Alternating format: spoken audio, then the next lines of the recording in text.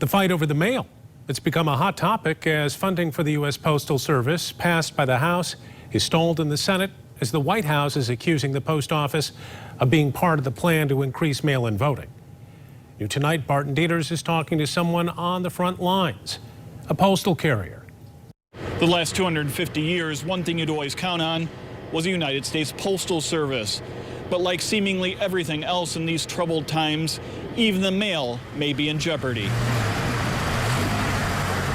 Dave Stager is a rural postal carrier in the Kalamazoo County area, a job he enjoys and one that he considers an essential service for which people are grateful. It feels more like a mission than just a job or a business, and that's what I think would be lost. So it's been troubling for him to hear the rhetoric coming from the White House. They want $3.5 billion for the mail-in votes, okay, universal mail-in ballots.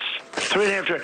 They want $25 billion for the post office. Now, they need that money in order to have the post office work so it can take all of these millions and millions of ballots. Michigan's junior Senator Gary Peters has been sounding the alarm and investigating what is happening at the Postal Service under a new Postmaster General who's making changes that many find troubling. I'm hearing complaints from constituents across the state, and I'm hearing from the men and women who work in our post offices that policies are being put in place that slow down the mail, policies that they've never had to follow in the past because they've always focused on the number one goal, which was get the mail out every day and deliver it, whatever it takes, get it out. USPS is mandated to deliver to every person to the, quote, last mile. That includes the most rural, remote, hard-to-reach areas that Amazon and private carriers will not serve because it's not profitable. He says he sees the impact of policies that are coming from the new U.S. postmasters that have had negative impacts on the speed and efficiency of the post office, which was already struggling during COVID-19.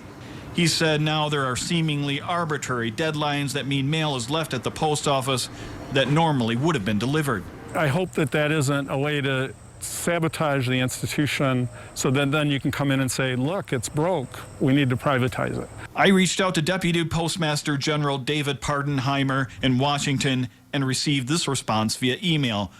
Quote, the Postal Service routinely moves equipment around its network as necessary to match changing mail and package volumes. Package volume is up, but mail volume continues to decline.